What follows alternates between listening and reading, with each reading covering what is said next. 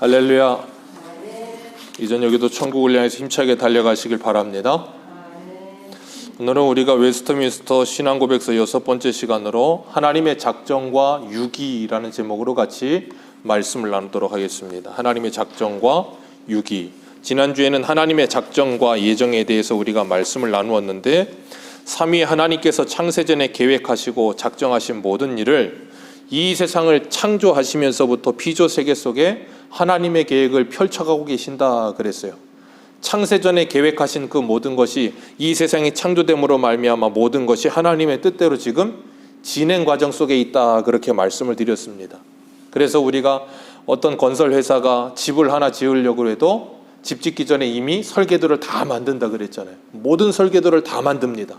그리고 그 설계도대로만 집을 짓습니다.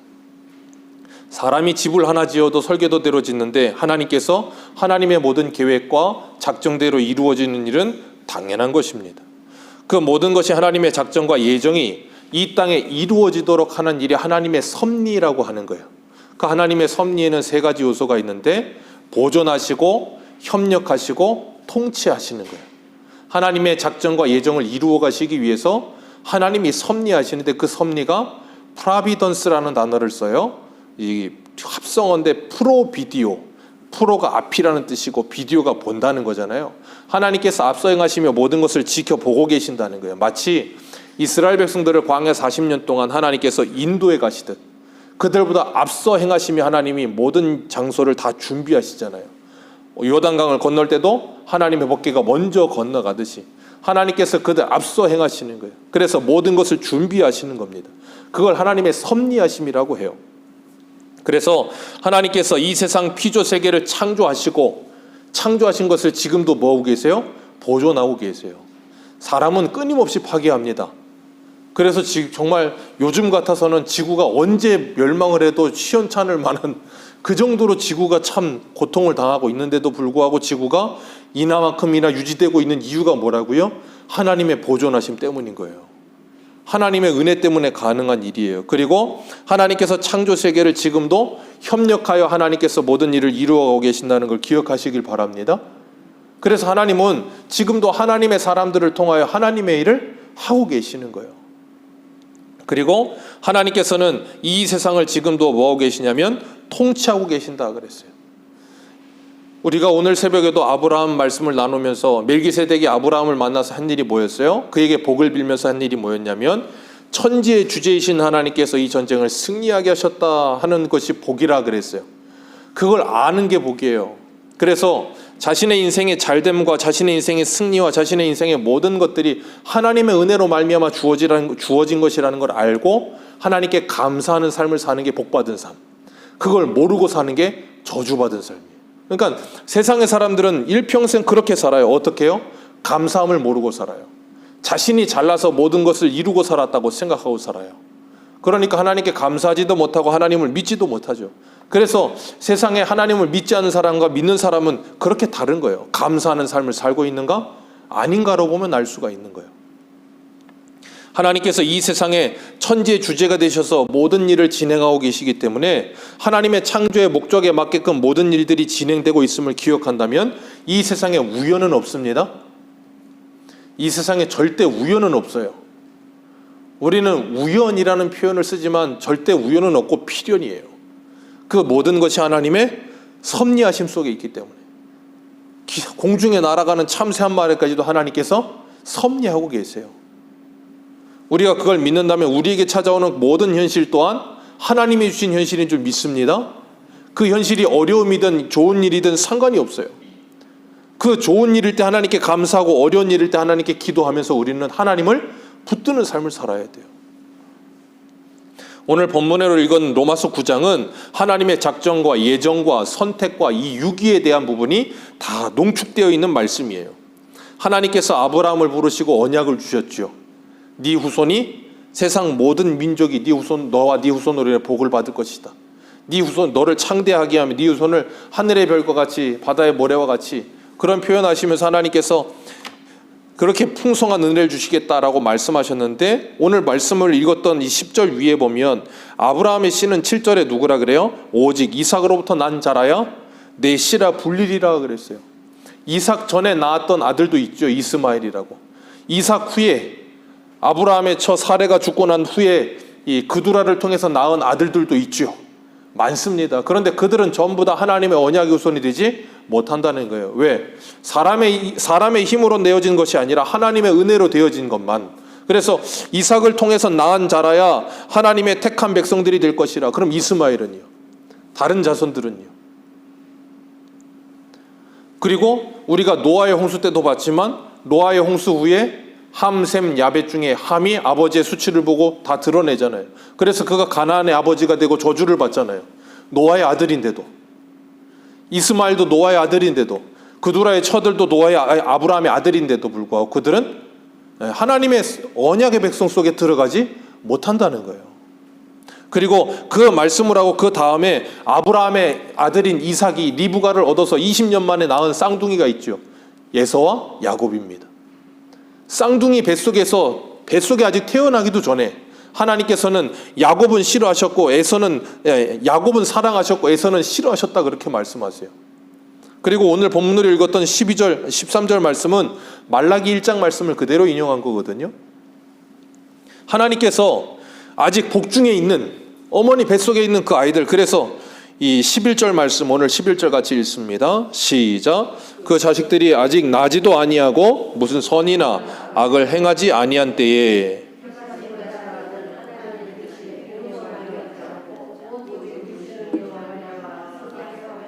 아멘. 하나님의 뜻이 사람의 행위로 말미암지 않고 부르신 이로 말미암아 서게 하려고 하사. 사람의 행위에 있지 않다. 뭐가요? 하나님의 택하심이. 무슨 선이나 악을 행했기 때문에 하나님의 택하심이 있는 것이 아니다. 갈대아 우르에서 하나님이 아브라함을 택하셨을 때 아브라함은 우상장수의 아들이라 그랬어요. 그가 택함 받을 만한 아무런 조건이 없어요. 그럼에도 불구하고 하나님께서 그 갈대아 우르에서 아브라함을 지명하여 부르셨어요. 이사야 43장 그러잖아요. 내가 너를 지명하여 불렀나니 너는 내 것이라. 하나님께서 지명하신다니까요, 우리를. 그러면 지명을 받지 못하는 이들은요, 13절에 하나님이 야곱은 사랑하시고 에서는 미워하셨다. 그렇게 생각하면 우리는 생각하는 게 뭐냐면 대번에 하나님 너무하신 거 아니냐? 왜 에서는 선택하지 않으시냐? 이 로마서 9장에서는 하나님의 선택과 유기를 말하지만 유기보다 뭘 강조하고 있냐면 하나님의 선택을 강조하고 있는 거예요. 우리는 에베소서 1장 2장 1절의 말씀처럼 허물과 죄로 죽었던 우리들을 그렇게 표현하고 있잖아요. 그 말은 뭐냐면 이 땅에 있는 모든 사람들은 다 허물과 죄로 죽어 있는 존재라서 다 지옥 가야 된다고요. 지옥 가야 될 그들 중에서 하나님께서 하나님의 영원하신 작정 속에서 그들을 선택하여 구원하여 내신 거예요. 그러면 그 선택을 받아 구원함을 받은 우리들은 뭐 할 수밖에 없는 거예요? 감사할 수밖에 없는 거예요. 왜? 나는 지옥 가야 되는데 하나님의 은혜를 베푸셔서 나를 선택하셨어. 그러면 그런 선택을 받았고 그런 은혜를 받은 우리들이라면 그 지옥 가기 위해서 지금도 죄를 짓고 있는 그들을 볼 때 어떤 생각이 들겠어요? 동병상련의 마음을 갖는 거예요. 그래서 그들에게 뭐 하게 돼요? 하나님의 이 복음의 메시지를 전하게 되는 거예요. 마치 사울과 같이. 사울이 예수 믿기 전에 다메섹에서 예수님 만나기 전에 자신도 하나님을 위한다 그러면서 그리스도인들을 엄청나게 핍박했단 말이에요. 그러다 다메섹 도상에서 예수님을 만나고 난 뒤에 그가 회심하고 내가 그동안 죄인 중에 괴수였다는 걸 깨닫고 나니까 자신을 죽이기 전에는 먹지도 않겠다고 하는 사람들, 자기를 따라다니면서 괴롭히는 그 사람들과 싸우지 않아요. 왜요? 나도 전에는 그랬기 때문에. 그래서 그들을 긍휼히 여기고 그들을 위해 하나님의 복음을 끊임없이 전해주잖아요. 그것이 바로 구원받은 하나님의 백성들의 모습이어야 될 줄로 믿습니다. 우리가 그걸 정말로 깨닫게 될 때 우리는 겸손한 자가 되어서 주님이 주일날 말씀하신 것처럼 섬기는 자가 되지 섬김을 받으려 하지 않아요. 그렇기 때문에 하나님의 선택은 사람의 어떤 무엇이 아니라 오직 하나님의 은혜라는 걸 깨닫게 될 때 우리는 우리의 공로 없음을 알고 하나님께 감사하게 되는 것이고 하나님의 은혜만을 간절히 붙들게 되는 거예요. 그러면서 14절에 사도 바울이 뭐라 그래요? 우리 14절 같이 읽겠습니다. 시작. 그런즉 우리가 무슨 말하리요? 하나님께 불의가 있느냐? 그럴 수 없느니라. 하나님께 불의가 있을 수 없느니라. 왜요?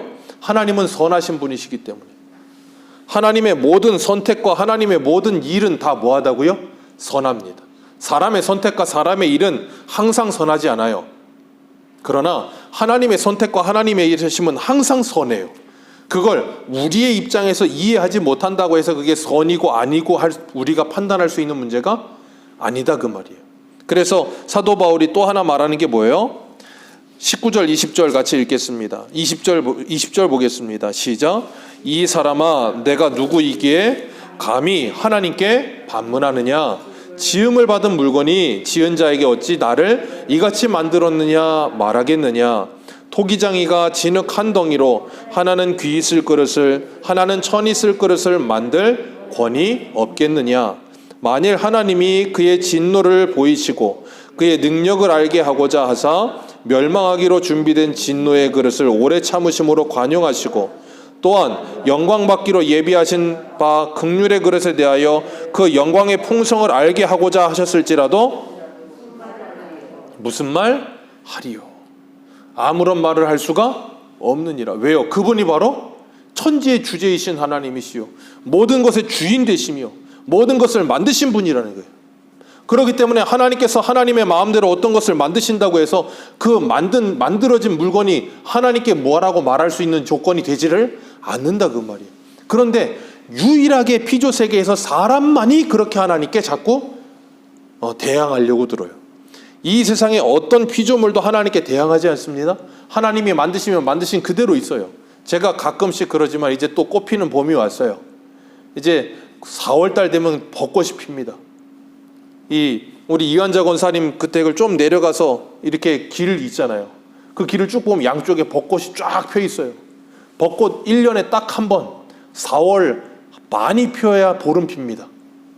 저는 그 벚꽃을 보면서 참 많은 도전을 받아요. 벚꽃은 1년에 한 번 딱 2주 꽃 피우기 위해서 거기 서 있습니다. 근데 거기 심겨져 있다고 해서 한 번도 불평하는 걸 본 적이 없어요. 1년에 딱 2주 핀다고 왜 2주만 피게 하느냐고. 계절별로 피게 하든가 아니면 좀 오래 피게 하든가. 이렇게 왜 이렇게 피게 하냐고. 나를 왜 이렇게 만들었냐고. 절대 대거리 하지 않습니다.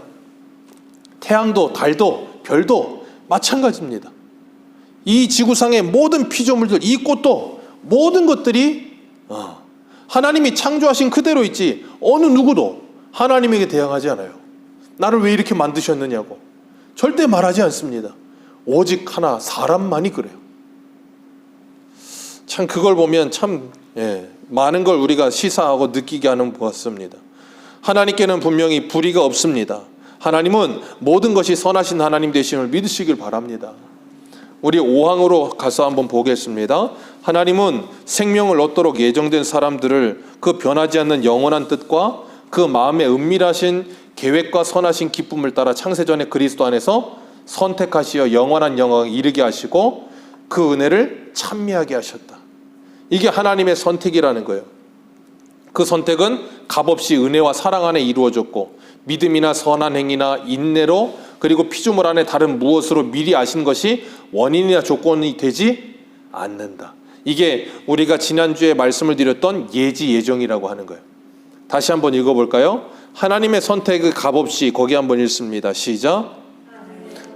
값없이 은혜와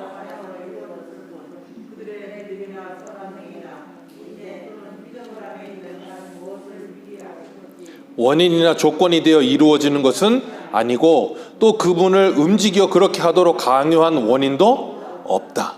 이게 예지 예정이에요. 그러니까 예지 예정을 주장하는 사람들은, 그래서 만인 구원을 이야기하는 알미니안들은 자꾸 이렇게 이야기해요. 사람 안에는 믿음의 씨가 있어서 하나님이 그 믿음의 씨를 보고 그 사람을 구원하는 거다. 그러면 구원의 조건이 누구에게 있어요? 사람에게 있단 말이에요. 하나님에게 있질 않아요. 근데 성경은 우리에게 분명히 말합니다. 하나님은 사람이 무엇인가를 행하기 이전에 이미 창세전에 하나님의 선하신 뜻대로 선택하셨다. 그래서 이 야곱과 에서를 예를 들면서 어머니 뱃속에 있을 때 이미 하나님이 선택하셨다. 그렇게 말씀하시는 거예요. 그렇기 때문에 우리는 예정하시고 아신다 그렇게 표현하는 겁니다. 그리고 오늘 15절 말씀에 하나님께서 모세를 들어 이렇게 말씀하세요. 내가 긍휼히 여길 자를 긍휼히 여기고 내가 불쌍히 여길 자를 불쌍히 여기리라 그렇게 말씀하십니다. 원하는 자로 말미암음도 아니고 다른 박질하는 자로 말미암음도 아니고 긍휼히 여기시는 하나님으로 말미암아. 이 모든 것은 하나님으로 말미암아. 11절에도 부르신 이로 말미암아. 이 모든 것이 다 하나님의 뜻 안에 있다라고 우리에게 계속해서 말씀하고 계시는 거예요. 그래서 하나님께서 여기 말씀하시는 것처럼 이 17절 말씀 우리 같이 한번 읽습니다. 17절 시작. 성경이 바로에게 이르시되 내가 이 일을 위하여 너를 세웠으니 곧 너로 말미암아 내 능력을 보이고 내 이름을 온 땅에 전파되게 하려. 거기까지만 읽습니다. 하나님께서 출애굽기에 바로에게 이렇게 말씀하셨다는 거예요. 내가 너를 세운 이유는 내 능력을 보이고 내 이름을 온 땅에 전파되게 하려 함이라. 그래서 18절 같이 읽습니다. 시작. 하고자 하시는 자를 긍휼히 여기시고 하고자 하시는 자를 완악하게 하시느니라. 여기 하고자 하는 자를 긍휼히 여긴다는 게 누구겠어요? 모세와 아론과 이스라엘 백성이겠죠. 그리고 하고자 하는 자를 뭐 하신다고요? 완악하게 하신다. 그게 누구예요? 바로 우리가 잠언 16장 4절에도 말씀하죠. 여호와께서 온갖 것을 그 쓰임에 적당하게 지으셨나니 악인도 악한 날에 적당하게 하셨느니라. 제가 저번에도 말씀을 드린 것처럼 바로가 이런 악을 행하는 건 하나님이 시켜서 한 일이 아니에요. 하나님이 그를 강팍하게 하셨다는 표현이 있지만 그건 하나님이 바로 마음을 강팍한 게 아니에요. 바로 스스로가 하나님의 말씀을 듣고도 절대 돌이키지 않는 강팍한 마음을 가졌다 그랬어요. 인간의 욕망이 그렇다 그랬는데, 그러다 보니까 그가 그렇게 강팍해져서 10가지 재앙이 모두 다 떨어지게 하시고 그걸 통해서 애굽뿐 아니라 가나안 땅에도, 그래서 여리고 척성 들어갈 때 기생 라합이 그러잖아요. 너희 하나님의 소문에 대해서 우리가 다 들었다. 가나안 땅에 이르기까지, 애굽에서부터 가나안 땅에 이르기까지 하나님이 어떤 분이신지를 확실하게 드러내는 거예요. 누구를 통해서? 바로와 그 군대를 통해서. 그 당시에 제국이었던 애굽을 하나님께서 쑥대밭을 만들어 놓고 제국의 왕을 하나님께서 홍해에서 죽이셨다니까요. 있을 수 없는 일이에요.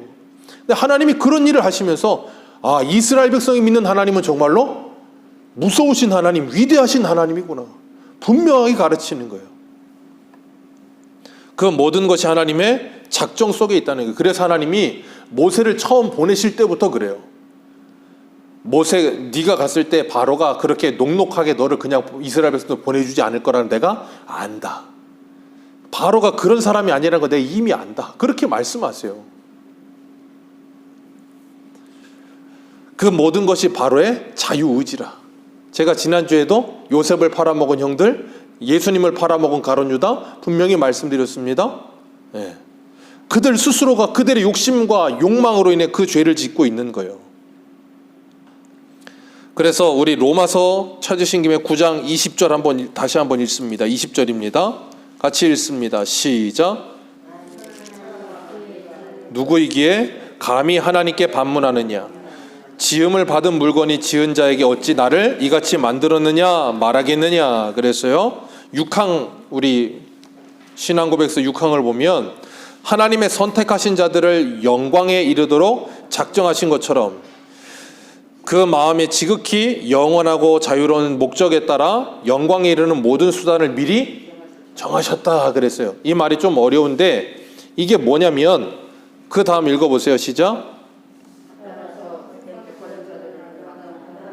타락했지만 그리스도를 통해 구속함을 받고 때가 되었을 때에 성령의 역사하심을 따라 효과적으로 부르심을 받아 그리스도를 믿고 의롭다 하심을 받고 양자가 되고 거룩해지고 성령의 능력으로 믿음을 통해 구원에 이르기까지 보존된다. 그리스도를 통해 구속함을 유효 소명을 받아 의롭다 하심을 받고 양자되고 거룩해져 구원을 받는 사람은 선택받은 자 외에는 아무도 없다. 이 모든 과정이 첫 번째 절에서 하나님의 선택하신 자들을 영광에 이르도록 작정하신 것과 그 마음에 지극히 영원하고 자유로운 목적을 따라 영광에 이르는 모든 수단을 미리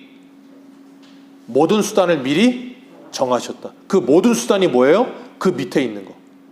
예수 그리스도를 통해 구원하시고, 그리고 구원하신 그들을 양자 삼아주 의롭다 하시고 양자 삼아주시고 거룩하게 해주시는 이 모든 일, 이 모든 일이 하나님이 뭐 하신 거라고요? 미리 정하신 수단이라. 그러니까 예수 그리스도를 믿는 그리고 구원받은 하나님의 백성이라면 이 과정을 통과하지 않는 사람은 한 사람도 없습니다. 이 과정을 다 통과합니다.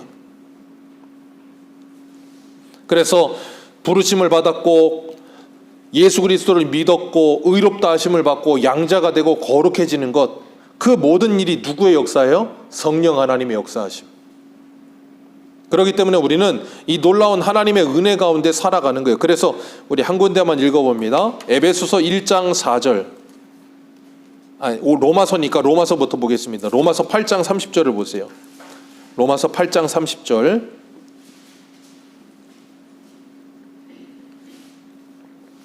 로마서 8장 30절입니다. 시작. 또한 부르시고 부르신 그들을 또한 의롭다 하시고 의롭다 하신 그들을 또한 영화롭게 하셨느니라. 여기서 중요한 것, 부르시는데 누구를 부르신다고요? 미리 정하신 자들을 부르신다. 언제 정하셨는데요? 창세전에 그리스도 안에서 정하셨어요. 그런 그들을 여기 말하는 것처럼 때가 되었을 때에 성령의 역사하심을 따라서 효과적으로 부르신다. 그게 뭐예요? 사도행전에 말씀하신 것처럼 믿기로 작정된 자들은 다 믿더라. 어떻게 해요? 하나님의 말씀이 전해지는데 그 전해지는 말씀을 어떤 사람은 믿고 어떤 사람은 믿지 않더라는 거예요. 믿는 사람은 어떻게 믿는다고요? 성령의 효력 있는 부르심으로. 그래서 마치 이 바울이 빌립보 첫성에 갔을 때 거기서 빨레터에 있는 여인들에게 복음을 전하니 거기 누가 믿어요? 루디아가 그 마음에 그 말씀을 믿잖아요. 그리고 하나님을 영접하잖아요. 그게 뭐예요? 효력 있는 부르심. 하나님의 때가 참에 하나님께서 루디아를 부르시는 거예요. 하나님의 때가 참에 하나님이 저와 여러분들을 부르신 줄 믿습니다. 그리고 부르신 우리를 뭐 하세요? 의롭다 하시고 의롭다 하신 우리를 양자되게 하셔서 거룩해지도록 만들어 가시는 거예요. 그걸 한 단어로 바꾸자면 성화라고 하는 거예요. 예수 그리스도를 닮아감, 거룩하여짐. 그래서 디모데전서의 말씀처럼 하나님의 우리를 향한 하나님의 뜻은 우리의 거룩인데 그 거룩은 어떻게 된다고요? 말씀과 기도로 거룩하여지느니라. 그게 누구의 뜻이요? 하나님의 뜻. 그 말씀과 기도로 거룩해지는데 그 말씀과 기도에 순종하지 않으면 우리에게 뭐가 찾아와요? 징계가 찾아오는 거예요. 그래서 히브리서 12장은 징계가 없으면 사생자다, 참아들이 아니다라고 말씀하는 거예요. 그게 하나님께서 다윗에게 하셨던 약속이에요. 네 자손들에게는 왕위를 빼앗지는 않겠지만 사람 막대기 인생 채찍을 사용하겠다. 말 안 들으면 뭐 하겠다는 거예요? 때리겠다 그거예요. 왜요? 때려서라도 사람 만드시겠다는 거예요. 그게 하나님의 열심이에요. 하나님의 자녀를 사랑하시는 하나님의 열심이 그렇게 우리에게 이루어지는 거예요. 그래서 우리를 의롭다 하시고 거룩하게 만들어 가시는 거예요. 그래서 우리 한 군데만 읽어봅니다. 히브리서 12장 한번 보세요. 히브리서 12장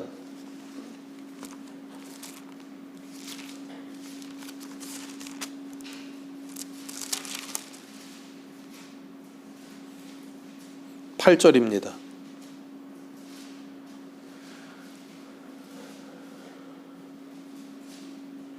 (12장 8절)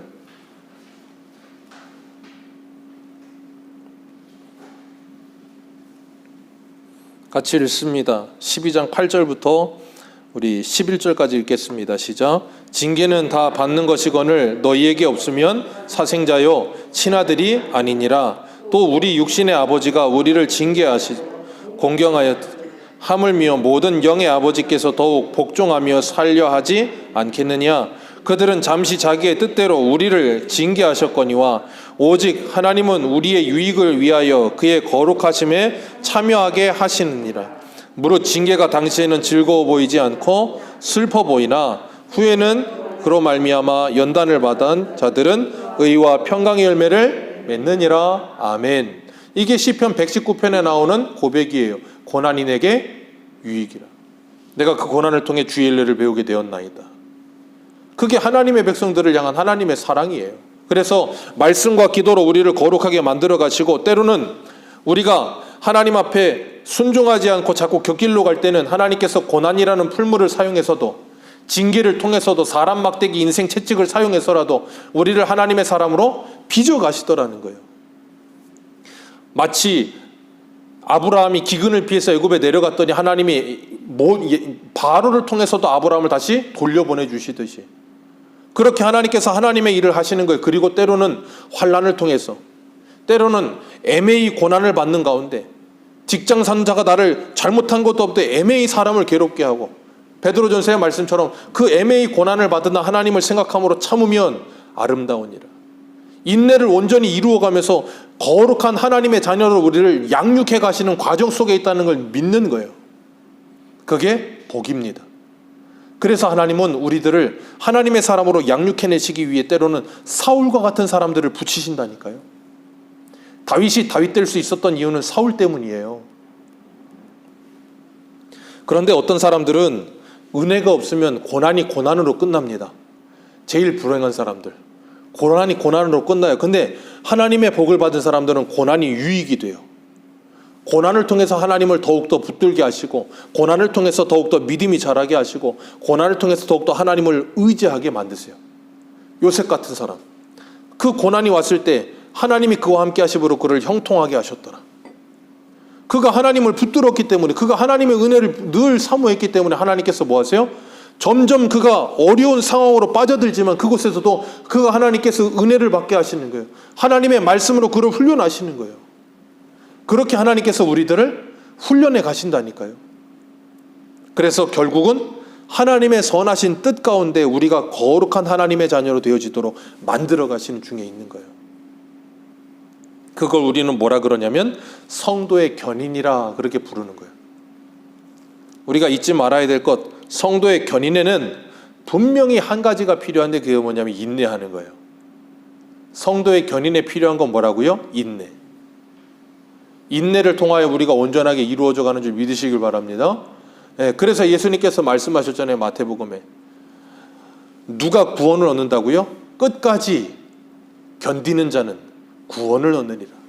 성도의 견인이란 성령께서 하나님의 백성들을 끝까지 하나님의 나라로 이끌어 가시는 거예요. 근데 어떤 걸 통해서요? 인내를 통해서.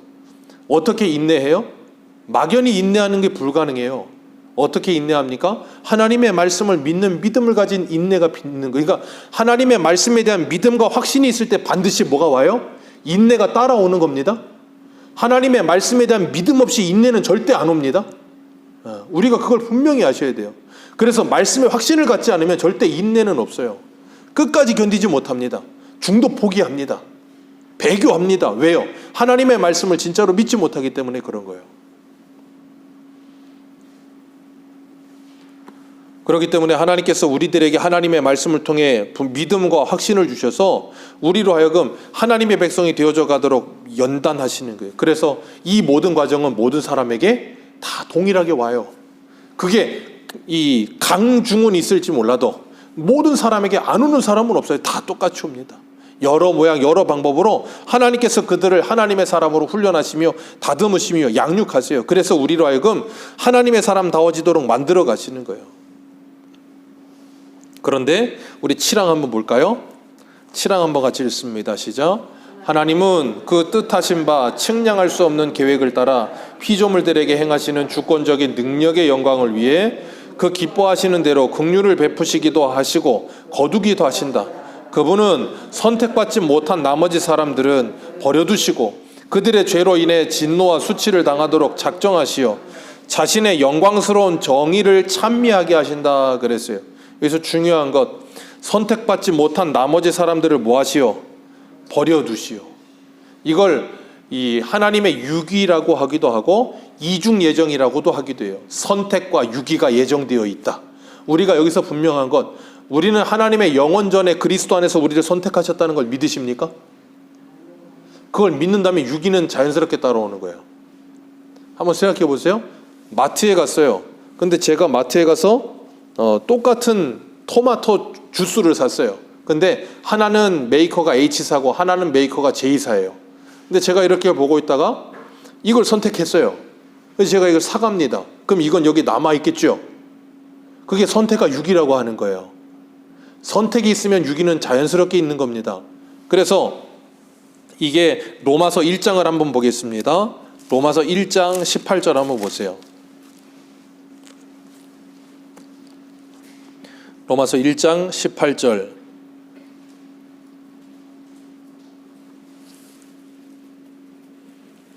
28절입니다. 죄송합니다. 로마서 1장 26절부터 28절까지만 읽어보겠습니다. 시작. 이때에 하나님께서 그들을 부끄러운 욕심에 내어버려 두셨으니 곧 그들의 여자들도 순리대로 쓸 것을 바꾸어 영리로 쓰며 그와 같이 남자들도 순리대로 여자 쓰기를 버리고 서로를 향하여 음욕이 부릴 듯하며 남자가 남자와 더불어 부끄러운 일을 행하여 그들의 그릇됨을 상당한 보응을 그들 자신이 받았느니라. 또한 그들이 하나님 마음에 하나님 두기를 싫어하며 하나님께서 그들을 그 상실한 마음대로 내어버려 두사 합당하지 못한 일을 하게 하셨다. 그리고 29절 쭉 나오는 그 모든 일이 32절에 사형에 해당하다고 하나님이 정하신 것을 알고도 자기들만 행할 뿐 아니라 그런 일을 행하는 자들을 옳다 하는도다. 이게 누구예요? 하나님의 내어버려 두심을 당한 사람들. 그들이 이 일을 어떻게 한다고요? 하나님이 사형에 해당한다는 죄라는 걸 알고도 그 일을 해요. 그 일을 하는 사람들을 잘했다고 칭찬을 해요. 그러면서 마음을 다하고 뜻을 다하고 힘을 다하여 이 죄를 짓고 사는 거예요. 누가 시키지 않는다고요. 자원해서 이 일을 하고 산다고요. 그러니까 참 무서운 거예요. 얼마 전에 MBC에서 그 이단들 특집으로 만들었던 다큐가 넷플릭스에 이렇게 모아져가지고 나왔더라고요. 거기 보면 JMS나 뭐 만민 거기 보니까 난리도 아니더라고요. 만민은 천국이 5단계로 있더라고요. 1, 2, 3, 4, 5단계 있어서 1단계는 초원에 살고 2단계는 아파트고 3단계는 주택이 있고 4단계는 뭐라 그러더라? 뭐가 있고 5단계에는 무슨 그 만민 이름이 이 누구 또 이시네 그 사람. 이 누구랑 같이 사는 무슨 새 예루살렘이 있다고. 그래가면서 레벨 올라갈 때마다 올라가는데 그 레벨 올라가는 게 돈 내서 올라간다면서요. 헌금해가지고. 헌금 많이 해야 손이라도 한번 잡고 헌금 많이 해야 뭘 하고. 그거 보는데 참 얼마나 가슴이 아프든지. 하나님께서는 우리들에게 분명히 말씀하셨어요. 그런 자들 아무리 하나님의 말씀을 좀 근데 그 중에서도 나와서 그게 잘못됐다는 걸 알고 회심하는 사람들이 있더라니까요. 저 서울에서도 그 귀신론 얘기하는 할아버지 계시잖아요. 한 분. 그 뭐시라고 거기 귀신론 말하는 거기도 그 얼마나 참 더러운지 몰라요. 근데 거기서 나온 사람들이 꽤 있어요. 많아요. 그러니까 이단에 빠져 있다가도 하나님이 택한 백성들은 구원받아요. 그러나 그렇지 않은 자들은 거기에서 그것이 진리라고 믿고 지금도 거기 목매는. 그러니까 거기 나왔던 사람들이 하는 말이 뭐냐면 정명석이나 이재록 맞나? 아무튼 그 사람들이 그 신이 아니고 메시아가 아니고 하나님이 아니라 그러면 자살할 사람 많다는 거예요. 지금도 그런 뉴스 나와서 자살한 사람들이 꽤 있고 그 진짜 아니라고 믿는 순간 자신이 그동안 믿어왔던 모든 게 다 박살나잖아요. 그러니까 자살한다는 거예요. 그 얘기 듣는데 얼마나 안타까운지. 그냥 그들이 그 하는 그대로 그냥 내어버려 두시는 거예요. 그냥 내버려 두셔 하나님. 그 끝을 향해 달려가는 거예요. 그래서 그러나 택한 백성들은 하나님이 그렇게 그냥 내버려 두지 않으세요. 왜? 누가 그 자녀를 그냥 내버려 둡니까? 옛날 어른 요즘 그렇게 하면 아마 다 잡혀갈 거예요. 옛날 어른들은 다리 몽둥이를 부스러뜨려서라도 그런 표현을 쓰잖아요. 어떻게 해서든 못하게 할 거라고. 왜요? 사랑하니까. 남의 자녀면 그렇게 안 합니다. 내 자녀니까 그렇게 하는 거예요. 그렇기 때문에 하나님께서 하나님의 백성들을 그렇게 지키시고 보호하시는 거예요. 그래서 우리가 에스겔 33장 안 찾아보겠지만 하나님의 에스겔을 하나님의 말씀의 화수꾼으로 세워요. 그리고 나팔 불게 하시고 하나님의 경고의 말씀을 전하게 하시면서 너 분명하게 나팔 불어라. 왜요? 나팔 분명하게 불어서 전쟁을 준비하게 하라는 거예요. 나팔을 분명하게 불었는데도 그들이 전쟁을 준비하지 않으면 그들의 탓이고, 나팔을 분명하게 안 불고 희미하게 불어서 전쟁을 준비 못하면 네 탓된다. 그리고 경고의 말씀을 주시면서 네가 잘못된 사람들 분명하게 하나님의 복음을 전해라. 그들이 그 죄에서 돌이키면 구원을 받을 것이고, 분명한 하나님의 말씀을 듣고도 돌이키지 않으면 그들의 그 죄에 죽을 것이다. 그 행한 대로 그들이 갚음을 받을 것이다. 분명히 말씀하셨거든요.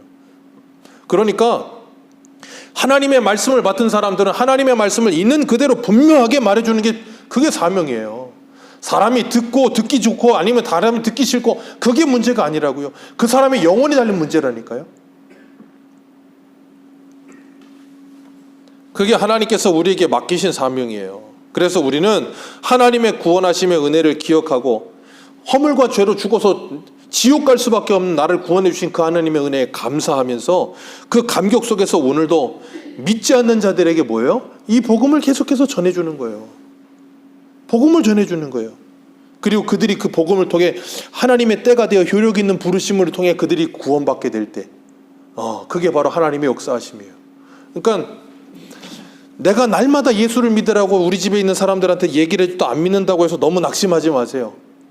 그러다가 어느 날 갑자기 누군가가 교회 가자 그랬는데 그 사람의 말을 듣고 교회 갈 수도 있어요. 그러면 그러겠죠. 내가 평생을 교회라 그래도 안 가라더니 그 사람 한마디 했다고 그 교회 가냐고. 그렇게 화내지 마시고, 하나님의 때가 참해 하나님이 이 사람을 구원하시려고 이렇게 하셨구나, 감사합니다 하고 하나님께 영광을 돌리면 되는 거예요. 그리고 하나님께서 우리에게 그 사명 주셨으니 우리는 주님 나라 가는 그날까지 그 사명을 잘 감당하면서 우리를 구원하신 하나님의 은혜와 예수 그리스도의 십자가 용로만을 의지하면서 끝까지 견디며 주님의 나라를 바라보고 사모하는 저와 여러분들 되시기를 축복합니다. 기도하겠습니다.